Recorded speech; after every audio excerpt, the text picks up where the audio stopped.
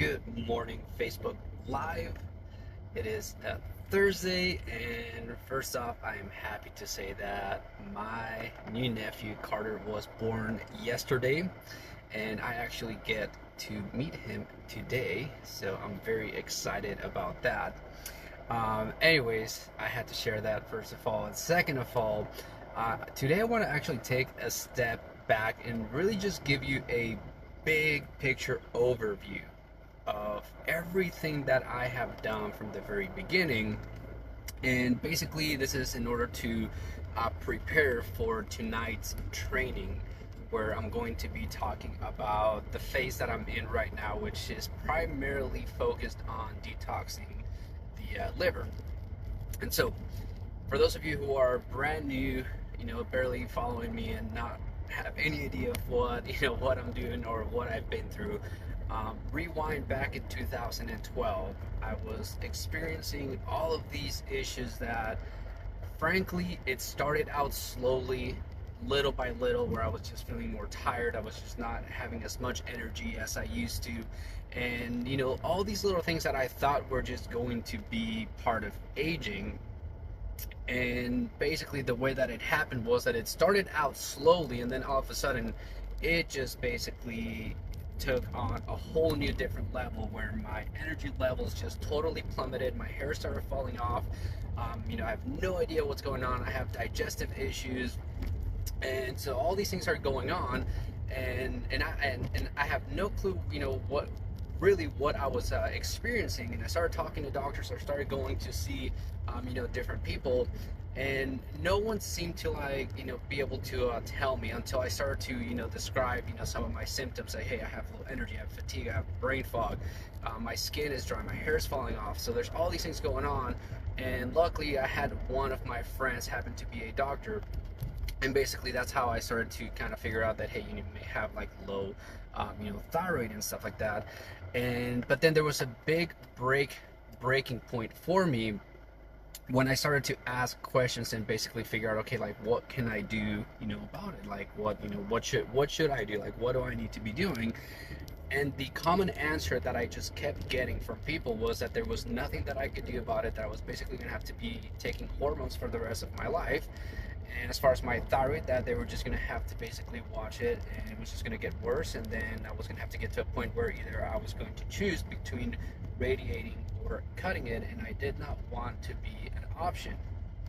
So I got to a point where I decided that I needed to go research on my own, and I needed to go find something different because I did not like any of the answers that I was getting. And so one of the first questions that I literally asked myself is, why is my body not producing enough hormones, and how can I get my body to produce hormones?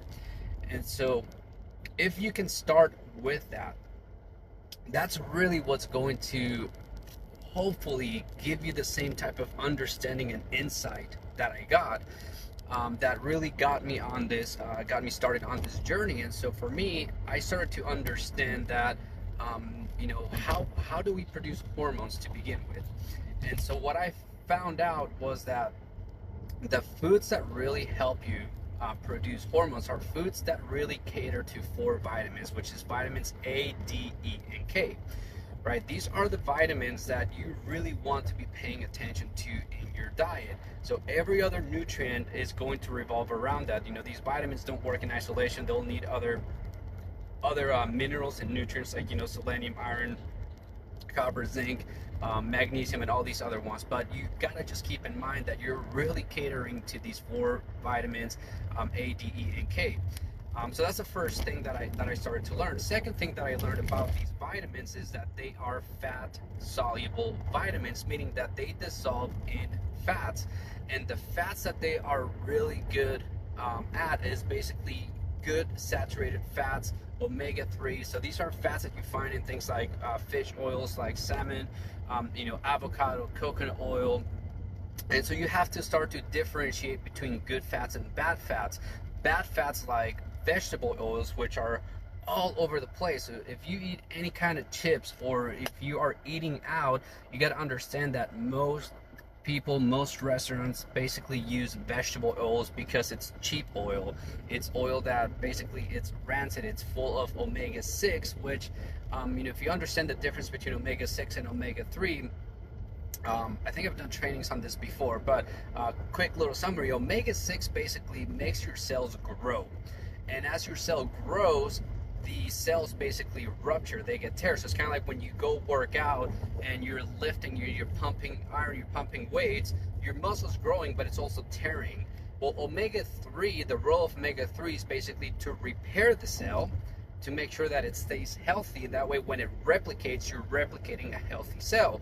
And so what happens is, if you have too much omega-6 in your diet and not enough omega-3, your cells begin to grow faster than they can be repaired, and now you start to replicate broken, torn up cells, and that's what we call aging, right? And so I start to understand that, hey, I need to reduce the amount of omega-6 fats in my diet, and I need to add more omega-3s in my diet. So that's basically the second thing that I started to learn. So most of my diet now includes a lot of good fats, like a lot of good oils, coconut oil, avocados, avocado oil, hemp. Hemp seeds have a lot of really good oils, a lot of omega-3s. If you're eating, meats, fishes are usually better. But if you are going to be eating red meat, like beef, it's better to go for grass-fed than conventional. Grass-fed, pasture-fed. That type of meat has a lot more omega-3 than your grain-fed, conventional grown type of meats. And so these little differences and little nuances can start to help you, dial in your diet and, basically start producing hormones. So that's basically the first step. Now, the next step is, so you're putting in good food into you. You're putting in food that basically helps you produce hormones, right? Well, that's just the beginning, right? That's just the input. That's just what's going in. The next thing is your body, your digestive system is kind of like, think of it, you can think of it as a magic box. Food goes in and then nutrients are somehow magically produced. Well, it's not just magically. The magic happens in your gut through your gut flora. All of your nutrients, all of your vitamins are produced by good, healthy bacteria and yeast. These are the probiotics. These are the guys that keep you healthy. It's the reason why my focus is in gut health and basically understanding of probiotics, right? This is really, I guess you could say, my advantage or my gift is that I was a home brewer, so I understand yeast and bacteria very well. And that's really where I learned that, hey, through the fermentation process, yeast produce the nutrients and everything else that a beer needs. So like, for example, we're talking about brewer's yeast, they produce a lot of B vitamins and other nutrients basically. But in the body, it works the same exact way. Let's say you want to get vitamin A.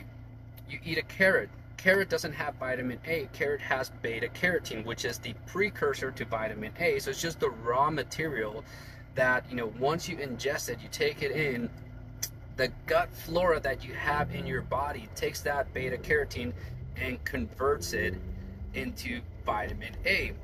Same thing with vitamin D. There are foods that you're going to eat that will give you vitamin D, but you need the gut flora to be able to convert that vitamin D, the food, into vitamin D. And this is where I started to understand that, hey, I have a big problem because I don't have enough good bacteria. And in fact, I had a lot of bad bacteria, a lot of bad yeast in my gut that led to leaky gut. And because of that, my body, my digestive system wasn't breaking down food properly. But not only that, bad bacteria, the reason why it's bad is because they don't produce nutrients for you. They just eat the food that you're eating, and instead of producing nutrients, they put out toxins, right? These are called endotoxins. And so now my body's basically getting all this toxicity being created, in the gut, and I'm not getting the nutrients, I'm not getting the vitamins that I actually need. And so I ended up with low vitamin D, right? And again, this is something that I had to find out on my own. So if you haven't really gone out and like I remember actually when I was talking to my doctor about this, and I said, hey, I think I may be low on vitamin D. I remember clearly when they said, like, oh, that's not important. I still remember to this day when when the doctor told me that that was not important. I'm just sitting back and saying like, wow, like seriously. Anyways, I ended up going through and getting blood work done, which I've actually shown in some of my videos, and I tested out at 22 nanograms per deciliter, meaning that I was low in vitamin D, because your levels should be, they say minimum 30, but really should be closer to 55 nanograms per deciliter and even more. And the reason why vitamin D is so important is because that's really where all of your hormones get created from. I mean, vitamin D is technically a hormone, and that's where your hormones like your growth hormone, testosterone, estrogen, all of these hormones get produced. And so if you're low on vitamin D, you're low on all these other hormones, which basically puts your entire hormone system out of balance. And so I realized that that was a big problem. Not to mention, you can go Google this, the relationship between vitamin D and how strong your immune system. There's a correlation. The higher your vitamin D, the stronger your immune system. The lower your vitamin D, the lower your immune system's going to be. And that's one of the reasons why all of a sudden I realized, like, hey, I feel like I get sick easily, right? There's, you know, low energy, right? If you're not producing testosterone, you're going to have low energy. In fact, you know, with low vitamin D and these hormone imbalances, I start to, you know, I start to meet people that were also experiencing the same thing, and realize that, hey, this is what leads to fertility issues, right? If you're a man watching this and you have, you know, ED problems, trust me, I feel you. I know exactly what that's like, and vitamin D is the case. Women, it's the same thing. If you're having, you know, if you're trying to conceive and you're having trouble, you know, getting pregnant, maybe, you know, you have, you know, we're all adults here, so, you know, trust me, I've had these conversations with many people. But if you're having like painful sex and you're not, you know, producing enough, you know, you're not basically healthy, all these fertility issues basically boils down to all of these hormones being out of balance. And so this is where I start to realize, like, hey, I need to fix my gut. I need to fix all of these things that are going down, you know, that's going down there.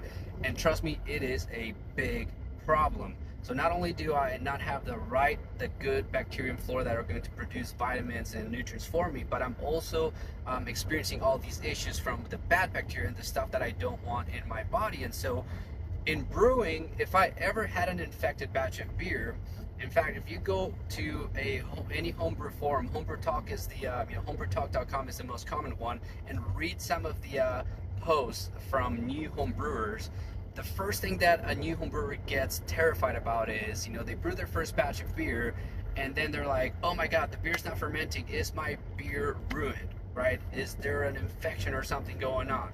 And I think that if people who have autoimmune conditions would basically freak out the same way a home brewer would freak out about their beer and be like, oh my god, is my gut not producing vitamins? Did I ruin my gut health?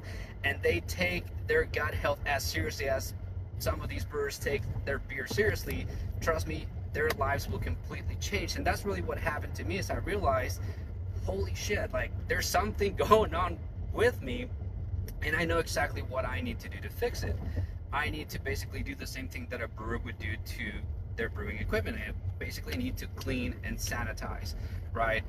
All of these things that I learned from brewing beer are really helping me out with my health, because now I understand that, hey, I need to drink more water, I need more minerals, I need to basically activate the good bacteria, I need to create an environment for them to basically grow, and I need to get rid of all of the bad stuff. And so then I started to learn about other things where, like, hey, if you have all this bad bacteria, all the bad yeast, you know, growing in your gut, well, not only are they not producing the nutrients and vitamins that you need, but they're also putting out toxins. So now the body's getting overloaded with toxins, and your liver is really your main filter. And so if your liver starts to get clogged, that's when you start to accumulate toxins, and that's when your body begins to accumulate body fat. And it's not that it's accumulating body fat, it's accumulating toxins. It's just producing body fat to protect itself from all of those toxins. And that's why it's so hard to basically lose weight and burn any kind of fat when you have these issues going on. And so for me now, I realize, and this is one of the reasons why I'm grateful that I experienced this, is because I was 28 years old when I first started doing this, and I can tell you, You know, being honest here, 28 years of age, and I had never once thought or even worried about cleaning my body, cleaning, you know, the filters of my body. Your liver is the biggest filter of your body. Your skin, your lymph system is another one. Your kidneys, right? Your lungs. And if you can compare it to, like, you know, I'm actually driving my car to drop it off at the shop. I got a check engine light, whatever. But, you know, we do maintenance on our car. You know, we change the oil, we change the oil filter, we change the air filter. You know, and our bodies, like what I do now is basically I do maintenance on my body, right? My liver, that's basically what I'm doing right now. I'm practically, I think of myself as I'm changing out my liver. Now, I can't just yank out my liver and replace it with a new one, so I have to clean it. That's basically what I am doing. Just like you would do your car, right? You would change your air filter. Guess what? We have lungs. That's our air filter. You know, we have our gas filter, right? Your kidneys and all of these things, right? We have to treat our bodies the same way. And so tonight, what I'm going to be doing is I'm going to be talking about how I'm going about cleaning out my liver, because in order for me to really clean my gut, I have to detox, and I cannot detox unless my liver is up to par, because all of that toxic load that it's going to basically be released is going to end up going to the liver. And if the liver is not able to take it and it overflows, then I can have you know, toxic overload, and it can go into my body, which creates a lot of other issues. And this is really what you have to pay attention, what you really want to learn if you're going to, you know, be taking, you know, if you really want to take control of your health. These are the little things that you really need to know to make sure that you're doing this safely. But anyways, I'm here at the shop. Again, tonight at 7 p.m. I'll be doing the training inside of the Facebook group. I have the link inside of the description of this live video. And if you want to get a quick summary of everything else that I've done up to this point, I have a link to a blog post with also a video, which is also inside of the Facebook group. But the blog post basically summarizes everything that I did so far to get to this point where, you know, I have more energy. You know, I'm sleeping better, and I'm basically prepared to move on to my next phase. So I hope you guys are finding this information valuable. If you are, please like this video. Let me know below, hey, you know, like I'm loving this, or, you know, whatever. Let me know, and, you know, please share this information with anyone that you know that has any kind of you know, thyroid issues or autoimmune conditions. It's really going to you know, they're really gonna thank you, trust me. All right, hope you guys have a great day. I'll see you guys tonight at 7 p.m. Mountain Standard Time, Arizona. All right, talk to you guys later.